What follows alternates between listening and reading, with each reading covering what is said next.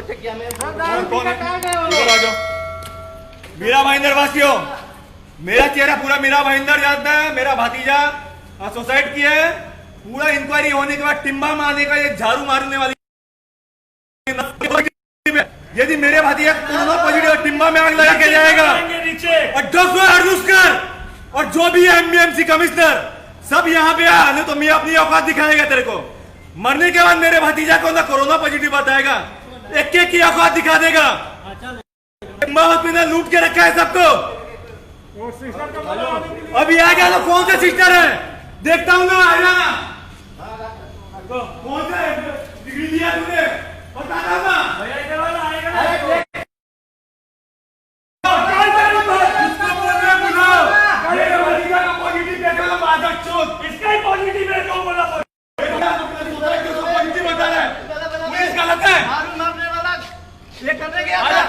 दिखा दो, इतना नहीं मजाक किया मैंने। मुरलीकांत कनकिया का फोन आ रहा है। हाँ आज किसी का फोन नहीं उठाने का, दिखा तो इतना नहीं। क्या नाम सर आपका? सुधीर ठाकुर। क्या हुआ है? आपके बेटे ने आत्महत्या किया है, क्या कुछ कारण पता चला? कब हुई है घटना? कुछ नहीं, हम लोग ने 11 बजे नाश्ता किया पूरा फैमिली बैठ करके, मैं, मेरी वाइफ, मेरे छोटे लड़के और वो लड़का। बाद में उसने बोला मैं पढ़ने के लिए घर में जा रहा हूँ, तो रोज़ की तरह पढ़ता था वो, जो है सो 8 से 10 घंटा रोज़ स्टडी करता था। उसका नवंबर में एग्ज़ाम था। इसके बाद उसने गया रोज़ बेड लॉक करके पढ़ता था। और इसके बाद जो है सो जो 1 से 1:30 बजे उसकी माँ बोली उसको खाना का टाइम हो गया, खाना देंगे।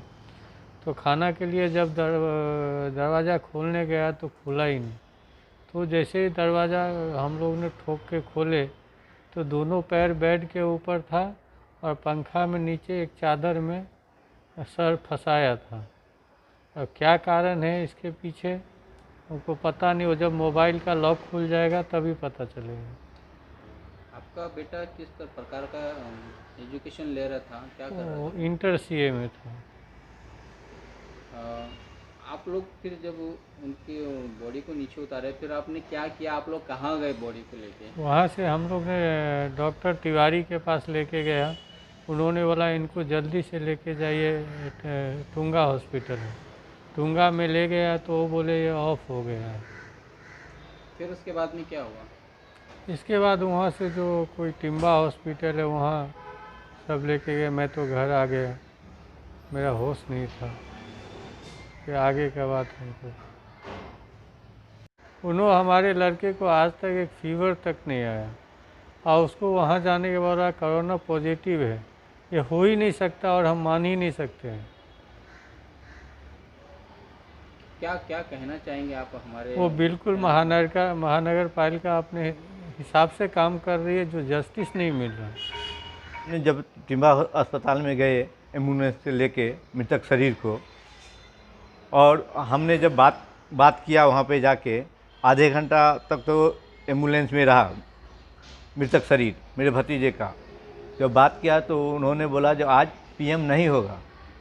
तो हमने बोला पीएम क्यों नहीं होगा? तो बोला टाइम आउट हो चुका है, आज नहीं होगा। तो मैं बोला मैं कोशिश करता हूँ।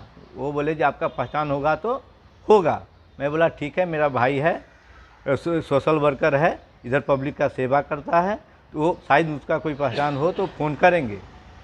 तो वो बोले ठीक है, तो आप बुलाइए। तो उसके बाद मैं अपने छोटे भाई को कॉल लगाया।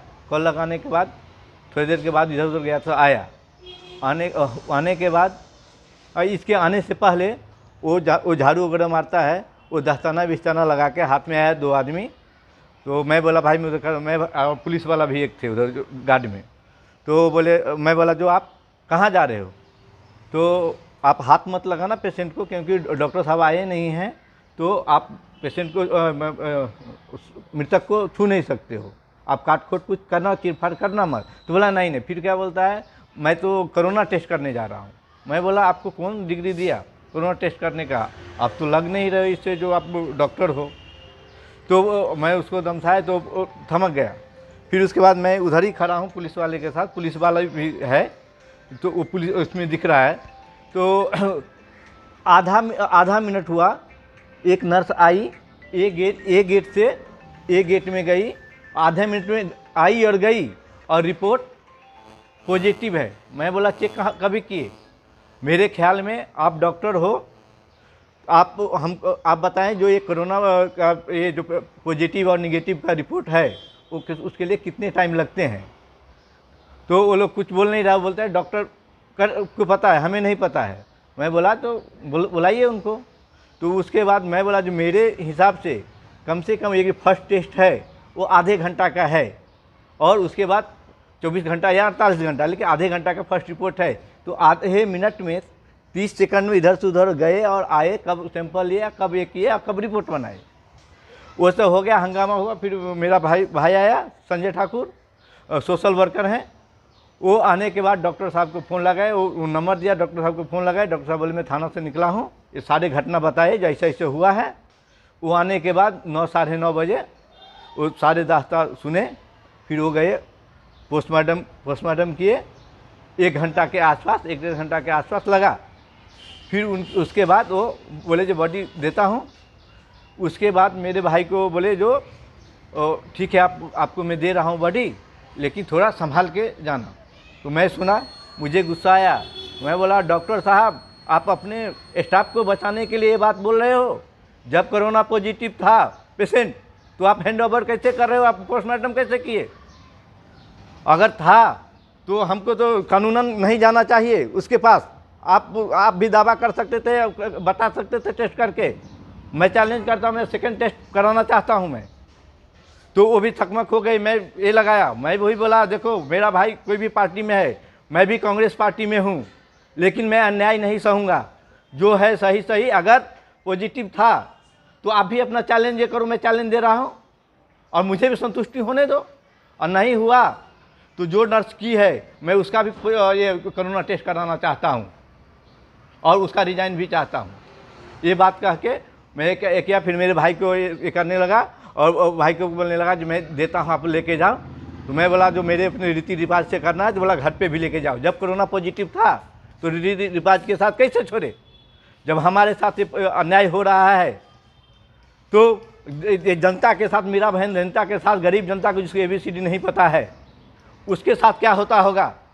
हमें तो लग रहा है मिली भगत है टिम्बा हॉस्पिटल में, और स्वस्थ आदमी जो जवान है उसको कोरोना बता के उसके फैमिली वाले चले जाते हैं और डर के मारे, और उसका लीवर किडनी बेचने का धंधा कर रहे हैं कोरोना के आड़ में। तो मैं एक आप क्या मांग करना चाहते हैं? क्या आप चाहते हैं कि इस वक्त जो सरकारी अस्पतालों में जो मौत के आंकड़े हमको ज़्यादा बढ़ते हुए दिखाई दे रहे हैं, तो क्या आप मानते हैं कि सब मौत के आंकड़े सब धांधलियाँ चल रही है, बड़ा स्कैम चल रहा है कि सिर्फ आंकड़ों का ही पूरा खेल है, आंकड़ों का ही चक्कर है? सर ये 4 महीना से मुझे ये लग रहा था जो ये धांधली चल रहा है मौत के आंकड़े के आड़ में, ये कोरोना के आड़ में, और मैं बोल भी रहा था। तो मुझे भाई बताता था भाई ऐसा नहीं होता है। मैं जाके आके मैं देखता हूँ और फिर बाद में ये भी एक्सेप्ट करा थोड़ा बहुत हो रहा है। लेकिन जब अपने कलेजे पे, अपने पैर के नीचे अंगारे लगा तब मेरा भाई भी समझा जब मेरे ऊपर पहचान वाला है मेरे पैर में अंगारा लगा सकता है, तो जो गरीब जनता है जिसको कुछ ABCD नहीं पता, घर द्वार बेच के भी ये कर लेता है, तो उसके साथ क्या अन्याय होता होगा? तब जाके हमारे भतीजा तो चला गया, भाई का बड़ा लड़का, मेरे घर का चिराग, वो रोशन था। और वो जाने के बाद मैं यही मांग करता हूँ जो हमारे साथ हुआ वो दूसरे किसी गरीब जनता के साथ नहीं होना चाहिए और उसके ऊपर रोक लगना चाहिए। यही मेरा कहना है।